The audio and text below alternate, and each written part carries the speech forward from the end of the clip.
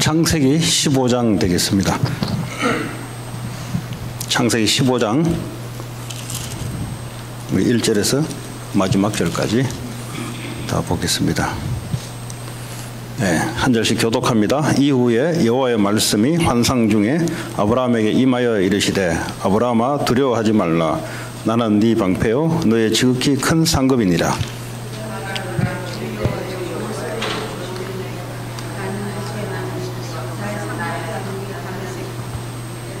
아브라함이 또 이르되 주께서 내게 씨를 주지 아니하셨으니 내 집에서 길린 자가 내 상속자가 될 것이니이다.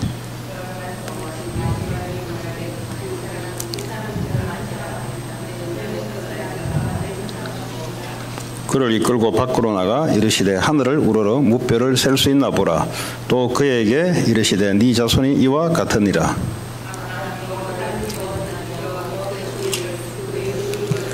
또 그에게 이르시되 나는 이 땅을 네게 주어 소유를 삼게 하려고 너를 갈대아인의 우르에서 이끌어낸 여호와니라.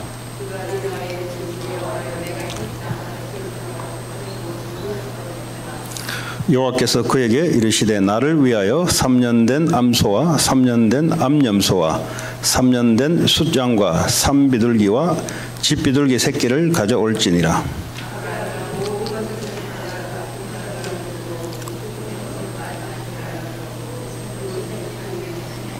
솔개가 그 사체 위에 내릴 때에는 아브라함이 쫓았더라.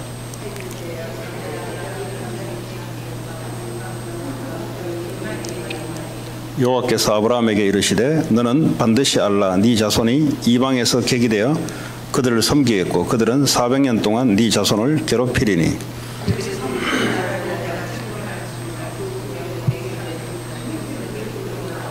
너는 장수하다가 평안히 조상에게로 돌아가 장사될 것이요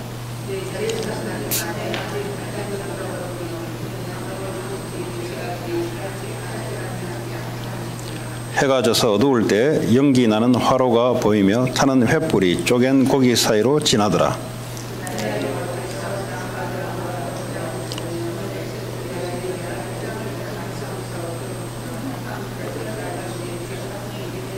곧 겐 족속과 그니스 족속과 감몬 족속과 같이 읽겠습니다. 아모리 족속과 가나안 족속과 기르가스 족속과 여부스 족속의 땅이니라 하셨더라. 아멘. 오늘 이 창세기 15장은 하나님과 아브라함 사이에 언약을 하는 그런 장면이고 언약의 내용이 나옵니다. 이 말은 무슨 말이냐니까 하나님과 하나님 백성 사이에는 마구잡이 믿는 게 아니고요. 하나님이 약속한 바대로 믿고 하나님 약속한 바대로 우리에게 응답하시고 이게 현실적으로 우리의 삶 속에 약속한 바가 나타나는 겁니다. 예수 믿는다는 것은 그냥 이제 과거에 예수 믿기 전에 예를 들어 어떤 종교에 내가 몸담아 왔다면 이 종교는 뭐냐니까 자기를 위해서 이제 뭔가를 얻어내기도 하고 어떤 재앙도 피하기도 하고 이러기 위해서 이제 종교를 택한단 말이에요. 근데 그러다가 이제 예수를 믿게 됐어요. 그러니까 이제 대상만 다르지 방법이 똑같으면 그건 아닌 거예요. 무슨 말이냐니까 우리 하나님은 귀신과 같은 그런 무조건 능력만 베푸는 하나님이 아니라 하나님은 약속을 주시고 약속대로 성취하시는 분입니다. 그 믿음이 뭐냐? 그 약속을 믿는 걸 보고 믿음이라 그래요. 맹목적인 신앙이 있습니다. 무작정 믿는 사람이 있어요. 무작정 뭘 믿냐? 그냥 믿는데요. 그냥 이거 위험한 거예요. 왜냐? 뭐 내용도 모르고 그냥 나는 무조건 믿는데요. 하나님은 그런 하나님 아니세요. 하나님은 반드시 자기가 이루실 말씀을 주시고 하나님의 백성들은 그것을 내 믿음으로 붙잡고 삶 속에 실현시켜 나가는 것이 그게 신앙생활입니다. 자, 그렇다면 매주마다 여러분에게 하나님 말씀을 주십니다. 그러면 그 말씀이 한 주간 동안 나를 끌어가는 하나의 기준이 돼요. 예, 그렇게 이제 신앙을 정리하면 되겠습니다. 자, 그렇다면 아브라함에게 하나님 부르시자마자 무슨 언약을 줬습니까? 그게 중요한 거예요. 창세기 12장에 아브라함을 부르시면서 갈대아 우르에서 불러냈단 말은 우상 섬기는 데서, 귀신 섬기는 데서 더 이상 있지 말고 하나님 은혜로 구원으로 불러냈다는 소리예요. 자, 구약에는 아브라함은 뭘 믿고 구원을 받았는가? 쉽게 말하자면 앞으로 오실 예수 그리스도를 믿음으로써 구원을 받았는데 그게 성경이 어디냐? 창세기 3장 15절에 여자의 후손이 뱀의 머리를 상하게 할 것이다. 이 내용이 지금 메시아가 올 것이라는 거거든요. 타락한 백성들은 오실 예수 그리스도를 믿음으로, 그냥 믿으면 안 돼요. 양을 잡고 소를 잡고 나 대신 죄로 이 양과 소가 내 죄값으로 죽었다라는 그 증표로 피를 가지고 하나님께 들어가는 거예요. 그 주일날 언약궤를 설명했죠. 네. 언약궤에 거기 그 속죄소라는 곳에 피를 딱 담아 놓을 때 하나님이 그때 사람들에게 은혜를 베푸시고 말씀을 준단 말이에요. 그전에는 뭐죠? 죄 문제가 해결 안 되기 때문에 계속 진노 가운데 있는 거예요. 그 언약궤 밑에는 뭐죠? 인간들이 어쩔 수 없는 상태를 지금 세 가지를 말하는 거잖아요. 인간은 어쩔 수 없다. 그래서 피가 필요하다. 이걸 늘 기억하도록 만든 거예요. 자, 그럼 아브라함 시대에 아브라함은 뭘 믿고 구원받았냐? 동일합니다. 오실 메시아, 오실 그리스도를 믿음으로써 구원을 받은 거예요. 그럼 예배를 어떻게 드리냐? 지금 우리는 예수 이름으로 드리면 되는데 그 당시에는 뭐죠? 예수 이름이 없어요. 네, 우리 주지 않았어요. 그래서 뭐죠? 양을 잡고 소를 잡고 맨날 번제를 드리면서 하나님께 속죄함을 가지고 하나님께 들어가는 거예요. 자, 그러면 아브라함을 불러내서 하나님 백성이 되면은, 자, 이제 그러면 내가 원하는 대로 하면 하나님 들어주냐? 아니에요. 하나님 백성이 됐단 말이에요. 이제는 하나님의 계획대로 내가 살아가는 거예요. 그게 뭐요? 내가 네게 지시할 땅으로 가라. 원래 아브라함이 살아온 거는 갈대아 우르가 좋은 거예요. 그리고 갈대아 우르에서 자기는 꿈을 키운 거예요. 나는 이 땅에서 어떻게 해보겠다. 그게 아브라함이 꿈을 꿨던 전부입니다. 근데 어느 날 하나님 은혜로 거기서 불러냈어요. 구원을 받았어요.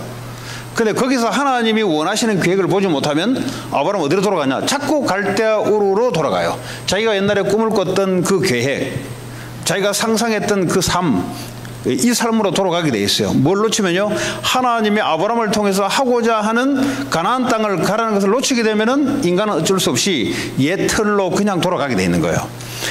자, 아브라함이 여기서 구원을, 예수 이름으로 구원을 받았다는 말은 그걸로 끝나는 게 아니라 하나님이 계획이 준비되어 있다는 겁니다. 그게 아브라함에게는 가나안 땅이었어요. 그러니까 우리에게는 은하들 가나안 땅이 있어요. 그걸 뭐요? 세계복음화. 모든 족속으로 가서 제자를 삼는 것. 예. 자, 이래 놓고 하나님이 아브라함에게 뭐라고 말씀하시냐니까 내가 너로 큰 민족을 이루겠다 그랬어요. 지금 아브라함 할아버지 할머니 두 분밖에 없는데 이 사람들 놓고 큰 민족을 내가 이루게 하겠다. 이게 말이 돼요 지금? 애도 놀 수 없는 파인데 지금 상황 자체가 어떤 상황이냐? 애기도 놀 수 없는 늙은이에요. 늙은이. 그 당시에 75세. 예, 와이프 살아는 65세. 경수가 끊어졌어요. 생리학적으로 애를 놓을 수 있는 이 인체가 안 돼요. 근데 거기에 대해서 하나님 뭐죠? 내가 너에게 앞으로 큰 민족을 이루겠다. 이 약속을 줬단 말이에요. 지금 오늘 여러분 말씀 들으실 때, 아, 약속을 하셨구나, 하나님이. 그러면 무슨 약속을 했을까? 아브라함에게는 가나안 땅으로 가되 그 땅에서 큰 민족을 이루도록 내가 하겠고 네게 복을 주어 네 이름을 창대하게 하리니 너는 복이 될지라. 그 말은 뭐죠? 네가 축복의 시작이라는 겁니다. 너를 통해서 많은 사람들이 복음을 듣게 될 것이다 이 말이에요. 여러분 전도를 오해하면 안 돼요. 사람들이 전도를 제가 오늘 성경부 가서 물어봤어요. 혹시 집사님 전도를 어떻게 생각합니까? 아이고 교회 끌고 오는 거 그거 힘들죠 하니까 힘들대요. 예, 그렇게 이제 알면은 인생이 힘든 거예요. 전도는요 이제 교회 끌고 온다 이제 뭐 말씀을 듣게 만든다는 건데 그것도 나쁜 건 없어요. 이제 뭘 얘기하냐? 우리의 삶의 전부가 예수 그리스도 이름을 나타내고 증거하는 것이 우리의 목적의 중심이에요, 이게. 그렇다면 우리가 하고 있는 모든 삶들은 뭐죠? 예수 이름을 증거하는 쪽으로 하나님 우리를 끌고 가세요. 오늘 이제 그 새벽에 우리 에티오피아에서 온 팀이 어제 오늘 새벽에 참여했는데 오늘 같이 이제 식사를 했어요. 아이합에서. 그 식사를 이제 하고 자기 이제 사역하고 이제 뭐 이제 자기 아버지가 어제 새벽에 같이 왔더라고. 그 아버지가 보니까 표정이 그전보다는 많이 이렇게 누그러졌어요. 그래 물어보니까 MDB를 끝내고 이분이 이제 뭐 상하수도국인가 다운타운에 뭐 DW 뭐 이런데 그 이제 근무하다가 자기가 그냥 리타이 해버렸어요.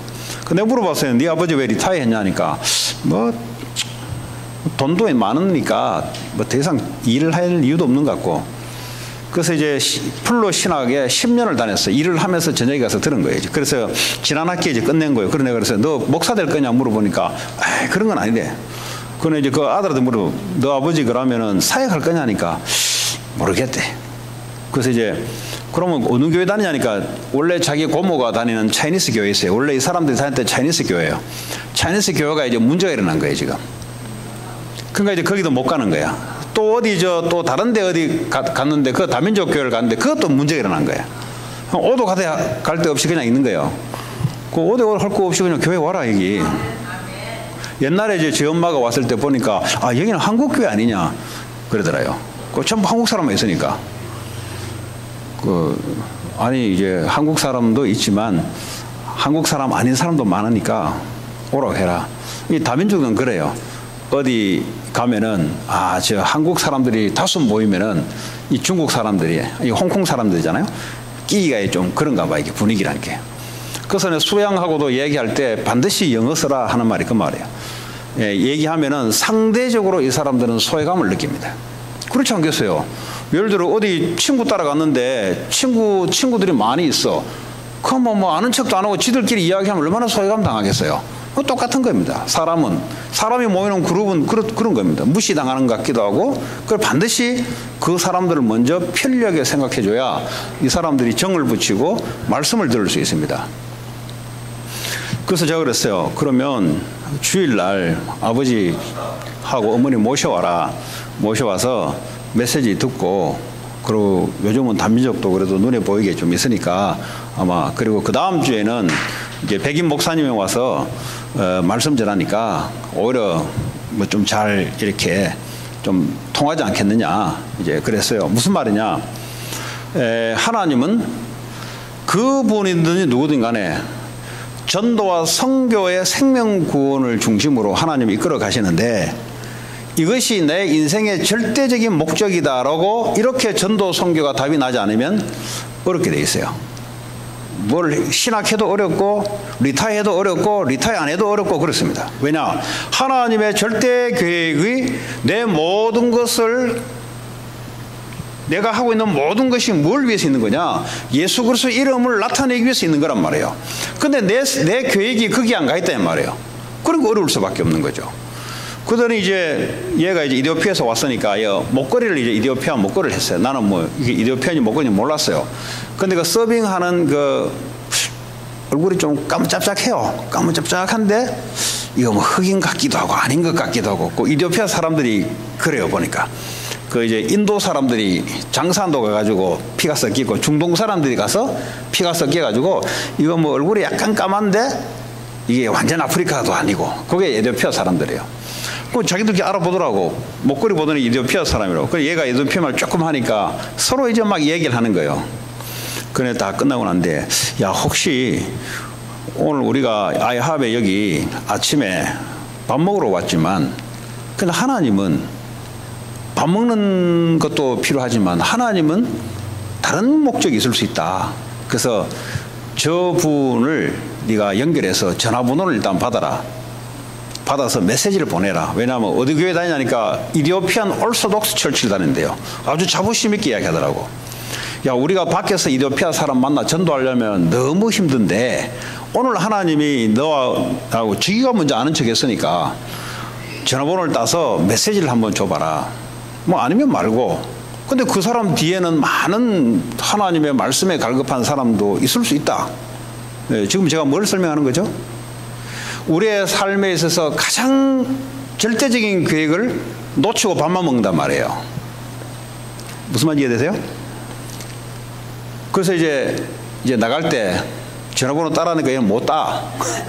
그 여기서 태어난 애들은 막 함부로 그냥 못 해요. 우리 같은 사람은 함부로 하거든요. 이러보라고.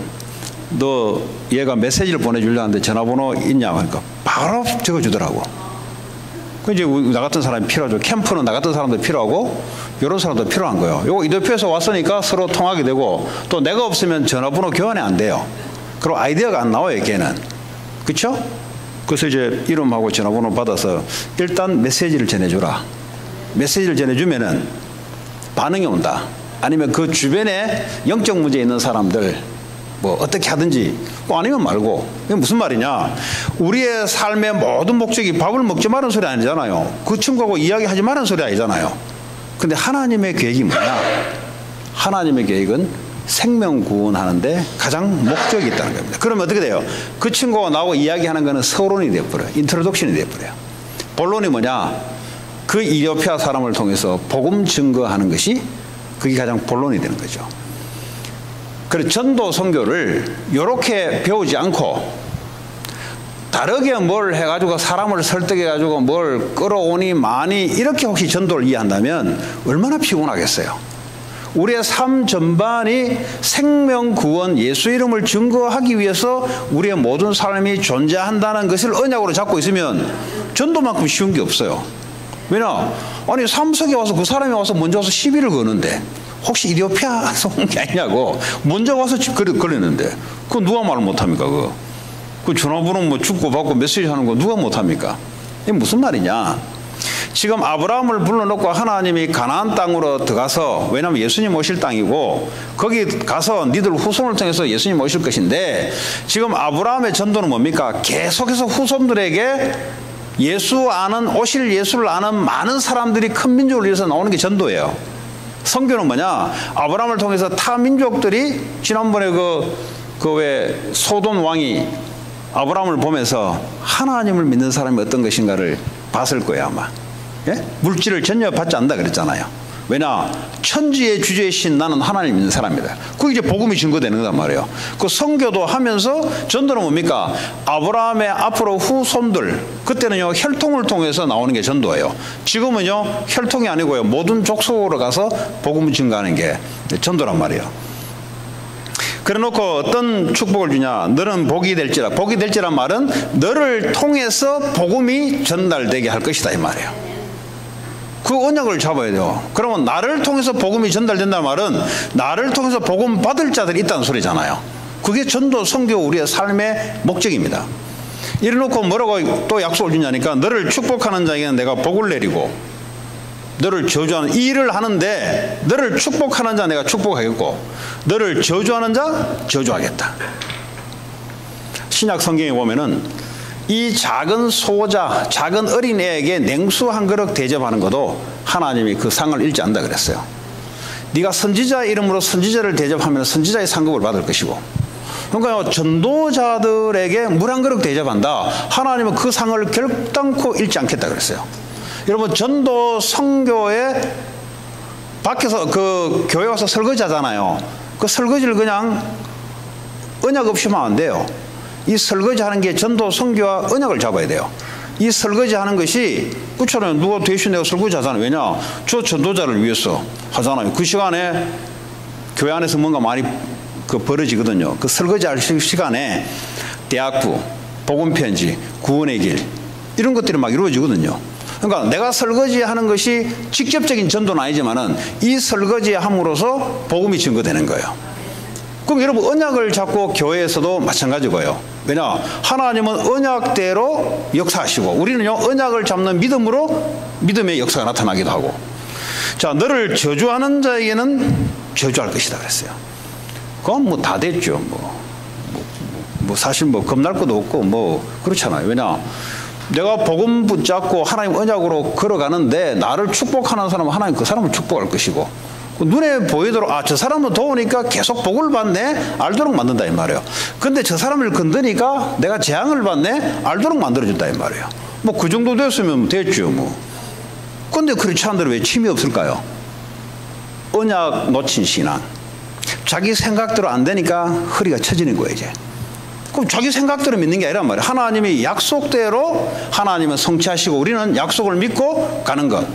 자, 여기까지 아브라함에게 준 언약입니다. 오늘 15장 내용은 아까 우리 했지만은 언약을 다시 한번 하나님 리마인드 시키면서 언약을 체결하는 체결식이에요. 요즘은 이제 변호사를 사서 쌍방간에 언약을 약속을 하잖아요. 땅 샀냐?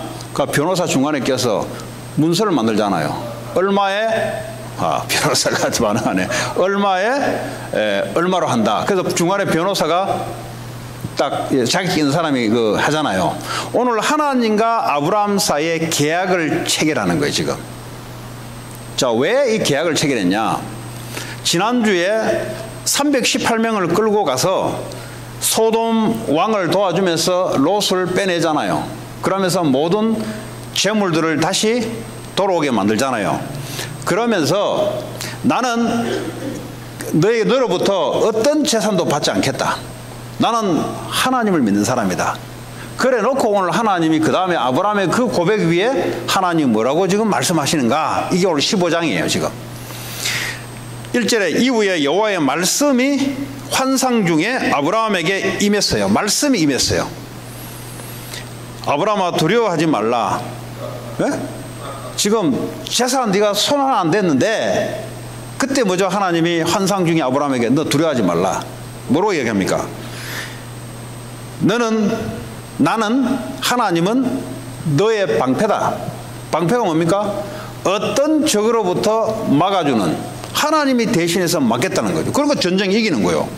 318명 끌고 들어갔는데 하나님이 아브라함의 방파가 되니까 전쟁 이긴 거예요. 왜냐? 하나님은 언약을 붙잡고 있는 사람입니다. 가나안 땅을 언약을 붙잡고 가나안 땅에 거주했던 사람이에요. 그러니까 뭐죠? 하나님이 언약 잡은 자들을 보호할 수밖에, 전쟁 터지면 보호해 줄 수밖에 없는 거예요. 그리고 너의 지극히 큰 상급이다 그랬어요. 리워드. 누가 상급 주냐? 사람의 소돔 왕을 통해서 내가 대가를 바라지 않고 하나님이 직접 주겠다는 겁니다. 그게 하나님이 너의 상급이다 이 말이에요. 2절에 아브라함이 이르되 그러면 하나님 내게 무엇을 내게 주려고 합니까? 상급이라 그랬으니까 어떤 상급을 내게 주렵니까? 라고 묻는 거예요 지금. 그러더니 아브라함이 나는 자식이 없습니다. 그리고 내 상속자는 하나님이 나를 통해서 많은 민족이 일어난다 했는데 나는 지금 내 자식 한 명도 없습니다. 근데 아마도 내게 지금 밑에 일하는 애굽에서 데려온 종 하나 있는데 그 사람이 아마도 상속자가 아닐런지요? 라고 하나님한테 되묻는 거예요 지금.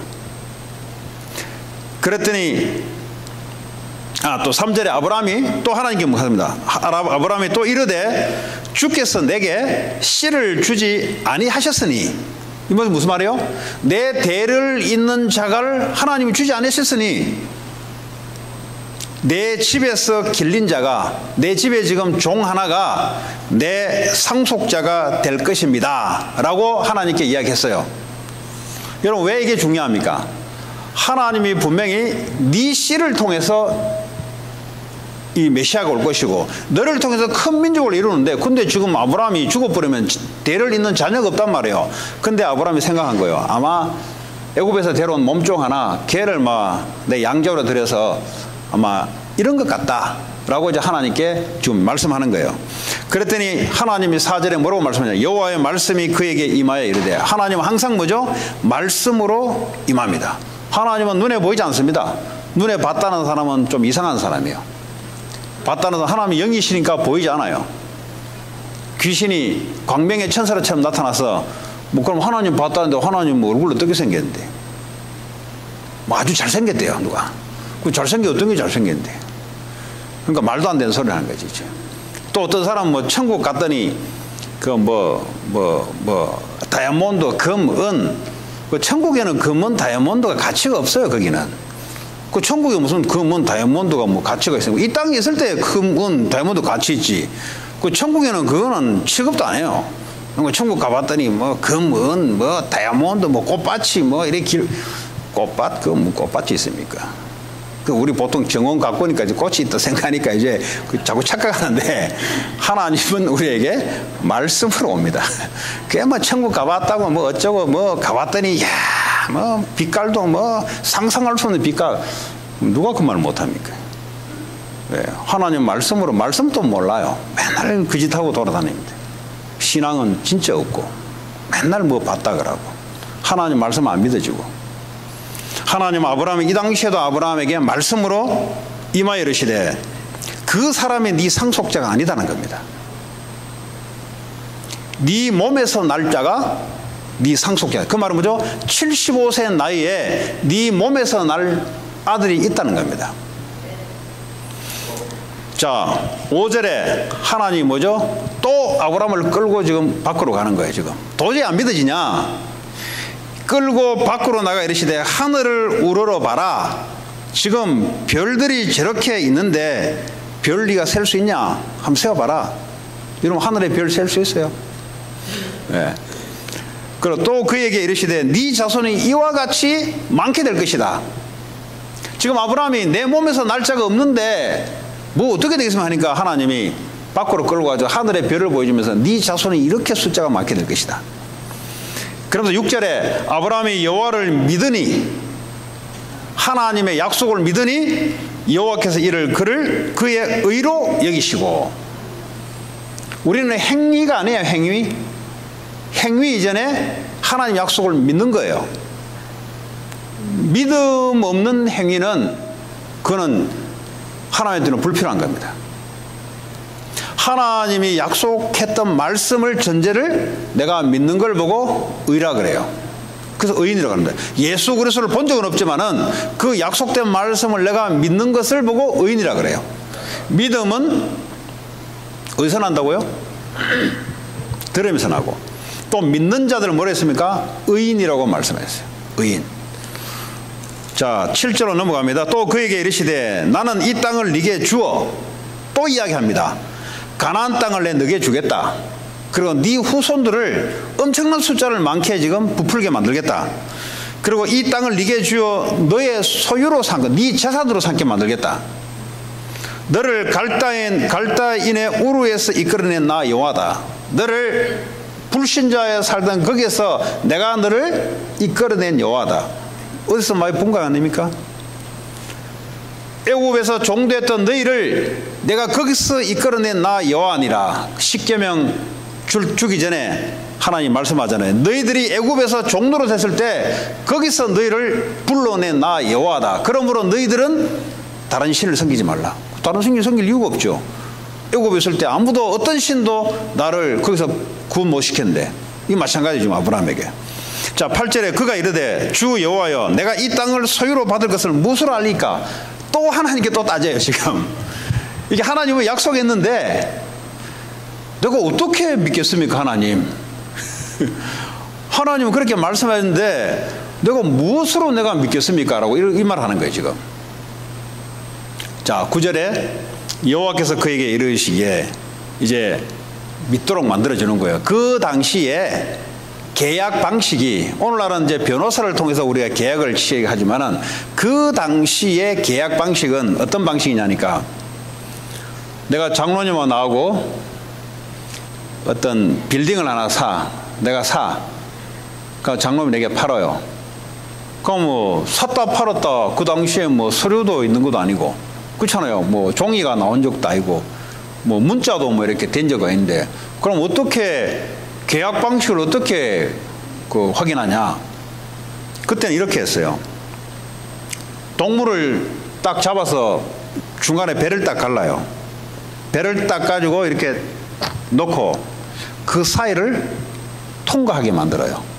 이 말이 무슨 말이니까, 만약에 약속을 지키지 않으면 너는 이 동물같이 죽는다. 이게 이제 그 당시에 서로 계약 체결 방식입니다. 그래서 지금 하나님이 아브라함하고 내가 이 땅을 내 소유로 될 것인 것을 내가 뭘로 보증하겠습니까? 하니까 하나님이 야, 그러면 동물들 좀 가져와봐. 지금 이 말이에요 지금. 그러니까 이제 동물들 가져옵니다. 자, 9절에 나를 위하여 3년 된 암소, 3년 된 암염소, 3년 된 숫양과 3비둘기와 집비둘기 새끼를 가져올지니라.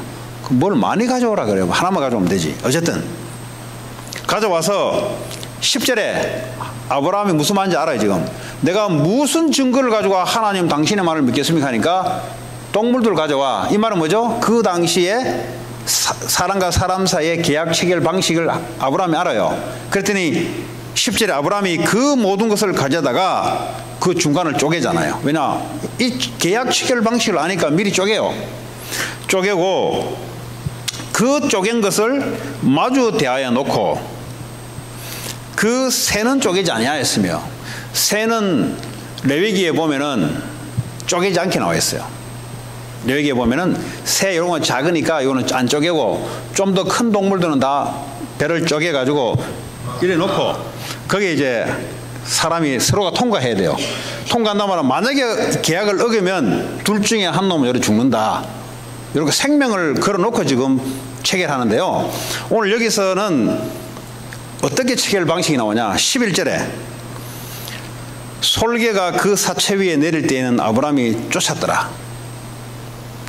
그리고 12절에 해 질 때에 아브라함에게 깊은 잠이 임하고 큰 흑암과 두려움이 그에게 임하였더니 여호와께서 아브라함에게 이르시되 너는 반드시 알라. 이 지금 계약 체결을 하기 전에 아브라함이 이게 뭐 금방 안 되나 봐요. 그 당시 쪼개놓고 뭐 그 다음날 했는지는 모르겠어요. 어쨌든 시간이 잠자는 시간이 있었어요. 그 큰 흑암과 두려움이 찾아오더니 아브라함에게 너는 반드시 알라. 네 자손이 이방에서 객이되어, 지금 이스라엘 백성들이 애굽에서 430년 동안 노예될 것이라는 것을 미리 아브라함에게 계약 체결하기 전에 미리 예언을 해줘요. 이방에서 객이 되어 그들을 섬기겠고, 그렇죠, 남의 나라 가서 섬겨야 되죠. 섬기겠고 그들은 400년 동안 네 자손을 괴롭히리니. 왜냐하면 숫자가 이제 막 계속 많아지니까 애국 왕이 두려운 거예요. 저것들 혹시 전쟁 났을 때 우리가 밖에 나가 싸울 때 안에서 이 국가 뺏어가는 게 아니냐. 그래서 막 핍박을 해요. 예, 이제 하나님이 일부러 그걸 만들어 놓은 거예요. 지금 앞으로 네 후손들이 이렇게 될 것이다. 지금 계약을 체결하기 전에 무슨 전제 조건을 갖다 주냐. 네 자손이 이렇게 될 것이다를 미리 이야기해줘요. 자, 14절에 그들이 섬기는 나라를 내가 징벌할지며, 하나님의 애굽을 징벌하며 그 후에 네 자손이 큰 재물을 이끌고 나오리라. 그렇죠? 이스라엘 백성들이 애굽에서 나올 때 엄청난 재물을 가지고 나옵니다. 네, 그게 전부 다 뭐죠? 성전 성막을 짓는 데 다 사용돼요. 뭐 광야에서 무슨 금이 필요하겠습니까? 광야에서는요 금이 필요 없어요. 하나님 엄청난 큰 재물을 가지고 나와서 성막 만드는 데 사용해요. 자, 15절이죠. 너는 장수하다가 평안히 조상에게로 돌아가 장사될 것이요. 지금 계약을 체결하기 전에 앞으로 되어질 것을 하나님이 미리 쭉 다 이야기해줘요. 16절에 네 자손은 4대 만에 이 땅으로 돌아오니, 지금 가나안 땅으로 애굽으로 갔다가 가나안 땅으로 4대 만에 돌아오는 거, 430년 만에 다시 돌아온다는 것을 아브라함이 미리 약속을 줘요. 줘놓고 아브라함을 통해서 계속 이 언약을 구두로 후손들에게 전달시키게 만들어요. 자, 이는 왜 4대 만에 이 땅으로, 가나안 땅으로 다시 돌아오게 하냐. 가나안 땅으로 다시 돌아올 때는 지금 우리 여호수아 하잖아요. 정복 전쟁이 일어나는 겁니다. 와서 그 땅에, 남의 나라 땅에 와서 살려면 그 나라 사람들하고 전쟁에서 싸워서 이겨야만 차지할 수 있습니다. 그러니까 하나님 약속했어요. 4대 만에 돌아올 것이다. 근데 왜 4대 만이냐 할 때 뒤에 단서가 있어요. 아모리 족속의 죄악이 아직 가득 차지 아니함이니이다 하시더니, 하나님이 그냥 전쟁으로 이방 족속들을 죽이지 않습니다. 하나님은 그 죄악이 차길 때까지 기다려요. 하나님이 이스라엘 백성들이 430년 동안 애굽에서 기다렸던 그 연수가 가나안 땅에 있는 아모리 족속들의 죄악이, 우상 숭배하고 하나님을 거부했던 이 죄악이 정확한 수위에 올라올 때까지를 하나님이 기다리는 거예요. 이 수위가 맞춰지는 시간이 430년이에요. 그래서 뭐죠? 이제 정복전쟁이 일어나는 거예요. 정복전쟁이지만 이 아모리 족속, 가나안 족속들에게는 죄에 대한 징벌과 심판이에요. 그게 누굴 통해 하냐? 이스라엘 백성들을 통해서 그걸 하는 겁니다. 이스라엘 백성들은 뭐죠? 또 자기들이 가나안 땅에 거기서 틀을 가지고 살아야 될 것이며 이런 게 이제 되어져요. 자, 17절에 해가 져서 어두울 때 이제 앞으로 일어날 예언을 다 말씀해주고 해가 져서 어두울 때 이제 캄캄한 밤이 됐단 말이에요. 지금 그 당시에는 전기불이 없으니까 그죠? 해가 져버리면 캄캄해져 버리잖아요. 연기 나는 화로가 보이며 타는 횃불이 쪼갠 고기 사이로 지나더라. 고기를 쪼개놓고 하나님이 지나가야 되는데 어떻게 지나가냐?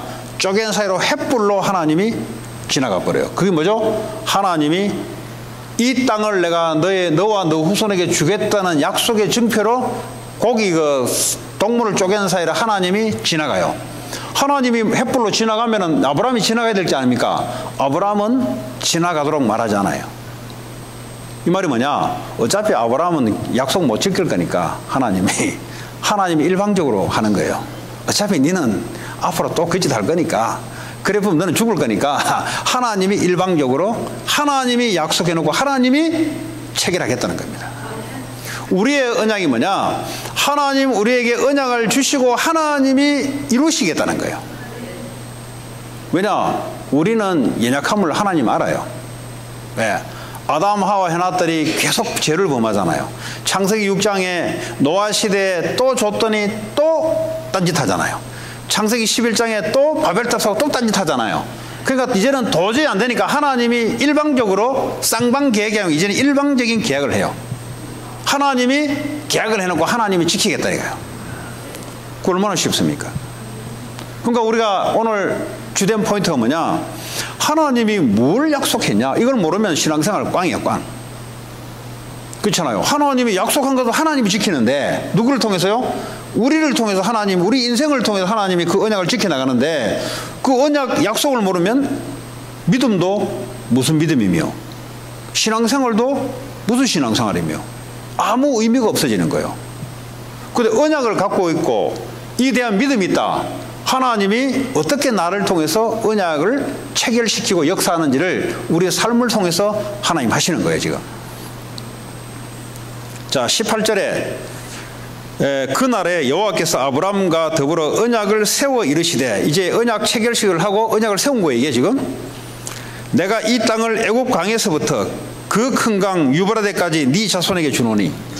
이제 뭐죠? 이제는 정확한 구역을 말해요. 어디서부터 어디까지 너와 네 자손에게 이 땅을 주겠다.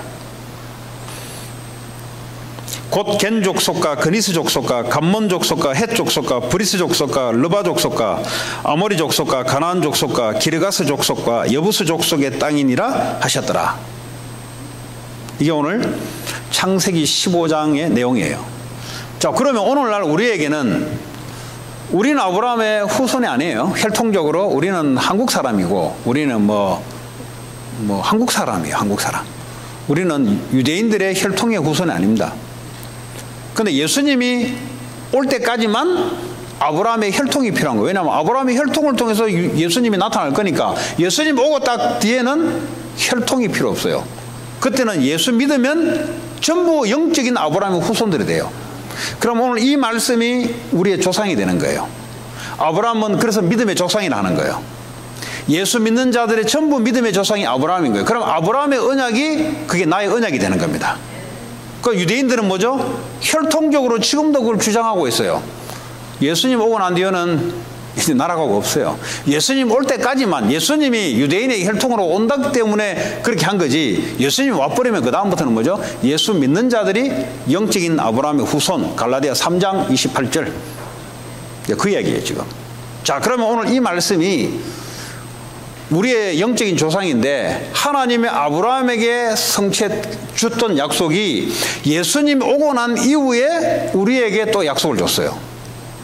그게 뭐냐? 너희는 모든 족속으로 가서 이제는 가나안 땅으로 갈 필요 없어요. 왜냐?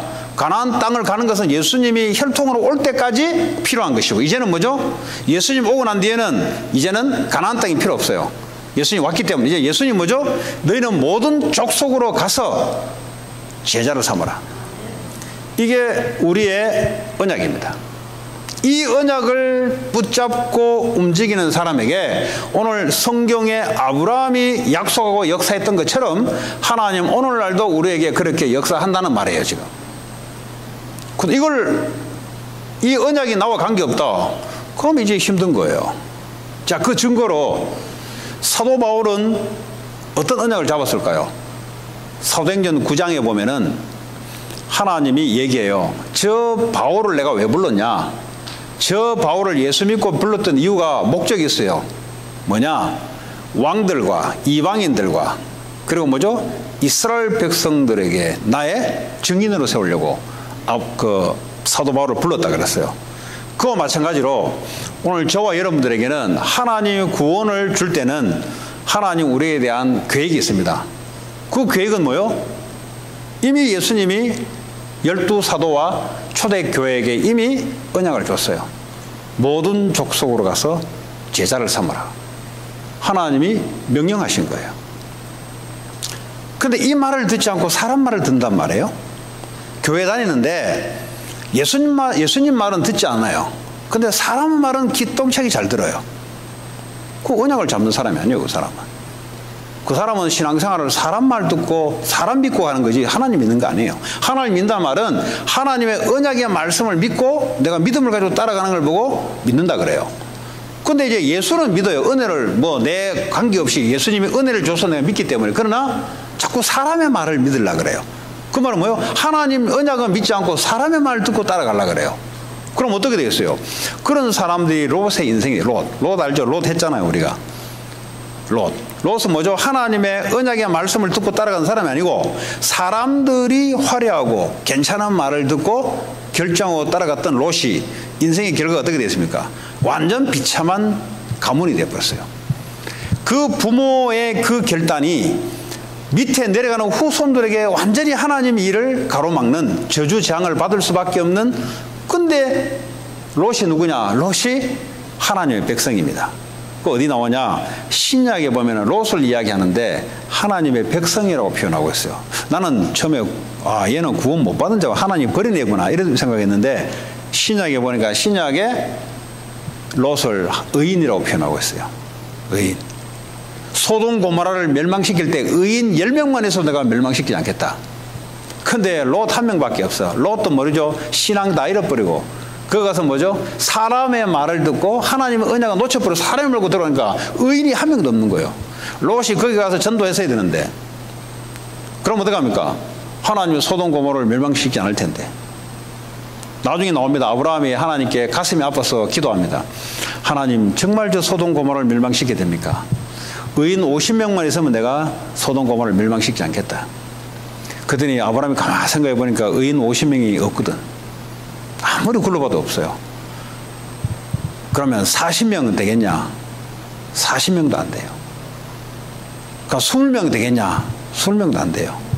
10명 되겠냐? 10명도 없어요. 그 다음부터 아브라함은 하나님께 묻지를 않습니다. 왜냐? 의인이 눈 떴고 봐도 없거든. 내가 의인만 있어도 의인이 뭡니까? 의인은 뭐요? 하나님 약속을 믿는 걸 보고 의인을 했잖아요. 의로 여긴단 말은 그러잖아요. 그 의인이 없다 이 말이에요. 여러분 가문에 의인이 있냐? 교회에 다니는 사람 말고 하나님의 약속을 믿는 의인이 있냐? 그 사람만 있어서 내 가문을 무너뜨리지 않겠다. 여러분 살고 있는 그 지역에 여러분 하고 있는 일, 산업에 정말 하나님의 약속을 믿는 의인이 있냐? 내가 의인이 있으면 내가 그 지역 무너뜨리지 않겠다. 왜냐하면 하나님이 무너뜨리고 하나님이 세우거든요. 우리는 사람이 하는 것 같죠? 아닙니다. 하나님이 무너뜨리도록 허락해버려요. 하나님이 딱 안 잡아주면요 무너지는 거죠. 그런데 의인이 있냐? 그러면 내가 막아주겠다는 거예요. 그러니까 나중에 겨우 롯이 목숨을 연명합니다. 그죠? 왜냐? 하나님의 소돔 고모라를 무너뜨릴 때 누구를 생각했냐? 아브라함을 생각했더라 그랬어요. 하나님은 언약 가진 자들의 기도를 들으십니다. 여러분들이 지역에서 언약 가지고 기도하고 전도 방향을 놓고 산업을 하고 전도 선교 방향을 놓고 학교 다니고 전도 놓고 여러분 지교회 하잖아요. 하나님 여러분의 언약 가진 자를 기억하사 그 지역에 재앙을 내리지 않겠다 그랬어요. 그럼 누가 애국자입니까? 재앙을 막는 사람이 애국자지. 누가 미국의 애국자입니까? 그 사람이 애국자지. 여러분 이틀 전에 어제입니까? 어제가 화요일이죠. 화요일날 목사님이 한 분이 권총으로 자살했어요. 이제 백인 목사님인데 캘리포니아에서 6,000명 목회를 하시는 백인 목사님입니다. 그 리얼 라이프 철치라고 그 인터넷 치면 나와요. 리얼 라이프 철치라고. 이제 그 내용이 뭐라 나오냐니까 예수님을 정말 사랑하고 정말 정열적으로 목회를 하셨던 목사님이세요. 근데 왜 권총으로 자살했냐? 극심한 바이폴러. 여러분 영적인 메시지를 여러분은 쉽게 듣잖아요. 근데 잘 못 들어요. 다른 데 가면은. 왜 바이폴러의 목사님이 권총으로 자살할 수밖에 없는지 아세요? 6,000명 정도 같으면 얼마나 메시지가 깔끔하고 은혜롭게 전달됐겠습니까? 근데 정작 본인의 문제는 오버컴 안 되는 거예요. 지금 이 말을 지금 다른 것을 한번 돌려볼게요. 회사가 보면은 큰 회사가 있죠. 왜 큰 회사가 몰려들죠? 그럼 능력이 있으니까 사람이 몰려들 거 아닙니까? 교회도 수만 명 모여들게 할 수 있어요. 능력이 있으면은. 근데 중요한 것은 그거는요, 불신자도 할 수 있어요. 교회도요, 능력이 있으면 그렇게 할 수 있어요. 근데 문제는 어떤 사람이 모여들고 어떤 것을 해결할 수 있냐 이 말이에요.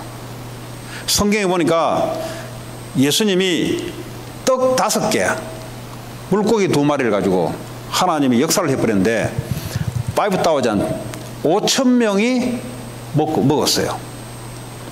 그때 오늘 같으면 5,000명 교회가 되어버려요. 쉽게 말하면. 한번 설교를 줘버렸는데 5,000명이 부흥되어버려요. 예? 지금 이제 교회로 말하자면 그렇단 말이에요, 지금. 그런데 그 5,000명 되는 사람들이 예수님이 그러잖아요. 저 사람들은 나를 쫓아오기는 쫓아오고 예수 믿고 교회를 다니는데 오늘 말하자면 저 사람들이 왜 예수를 따라다니고 왜 교회를 오냐 할 때 예수님이 진단을 했어요. 저 사람들은 내가 준 육신적인 축복을 보고 오는 거지, 내가 하는 육신적인 축복을 보고 나를 따라 믿고 오는 거지, 내가 원래 하고자 하는 인류의 죄 문제, 사탄 문제, 지옥 문제를 해결하는 것 때문에 나를 따라오는 사람들이 아니다 그랬어요.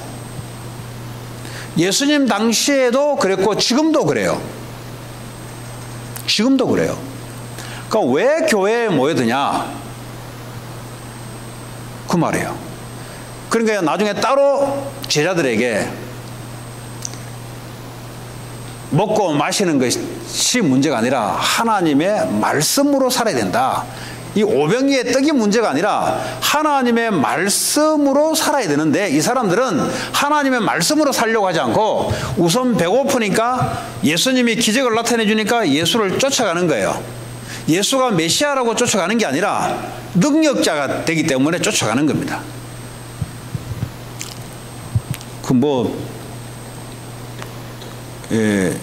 그 목사로서 안타깝죠, 사실은. 사실은 신문 기사 나면은 교회가 마이너스 나잖아요. 불신자들이 볼 때. 그렇잖아요. 그 우울증 걸린 불신자들이 볼 때, 교회 가면 안 되겠네? 이렇게 알려질 거란 말이에요. 도대체 교회에서 뭘 갖다 줬기에 그걸 오버컴 할 수 없냐, 이 말이에요. 그래서 이야기하는 거예요. 오직 예수 그리스도만 전해야 될 이유가 바로 거기 있는 겁니다. 이것저것 좋다고 매끄럽고 좋다고 내기에 은혜되고 한다. 그 은혜가 무슨 은혜인지 모르겠어요. 오병이에 막 주면 은혜돼요. 은혜됐다 그래요. 근데 그거는 영을 살리는 게 아닙니다, 여러분. 영을 살릴 수 있는 것은 영적인 메시지와 예수 그리스도의 메시지 외에는 영을 살릴 수가 없어요. 그러니까 머리를 충족시키주는 설교가 많아요. 책을 일주일에 한 4-5권 읽고 성도들에게 책 읽을 시간 없잖아, 일하다 보면은. 그 책 보면요, 책 한 권 팔리려고 그러면 베스트셀러 되려면 그 감동적인 구절이 없겠어요? 그거 끌어모아가지고 갖다 던져주면은, 뭐 은혜 되네. 그 은혜 되는 게 아니에요, 그거는. 그 불신자도 그거는 책 읽고, 그래서 책 읽는 거잖아요.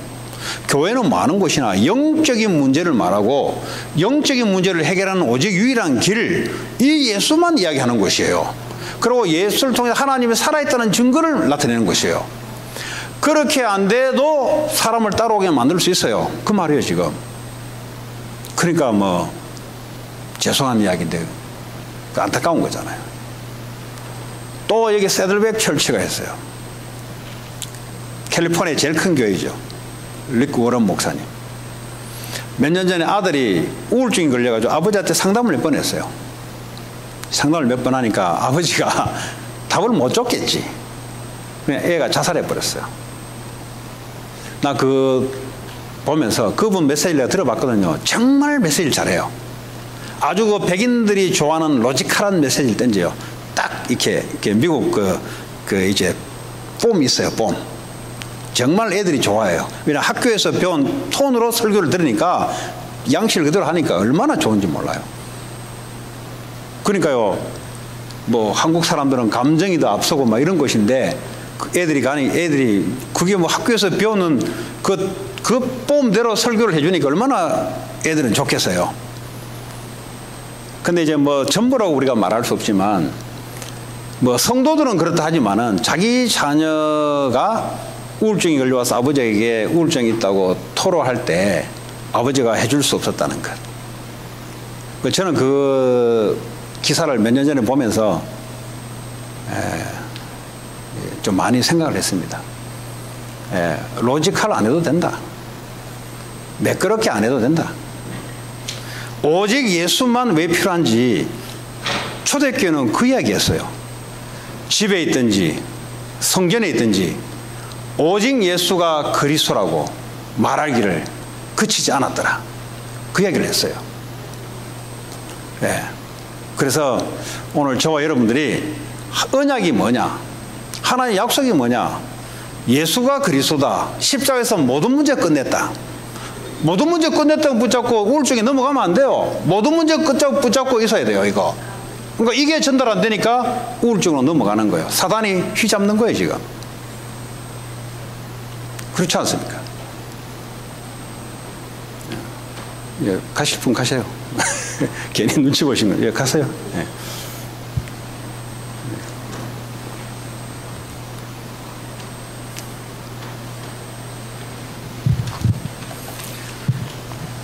설교를 마치겠습니다. 저와 여러분들이 왜 예수가 오직 그리스도가 필요하냐, 이 이유를 안다면 뭐 우울증 있어도 관계없어요. 시간 지나면 그는 우울증이 힘을 발휘 못해요. 우울증이 예수를 이기겠습니까? 우울증은 예수를 못 이겨요.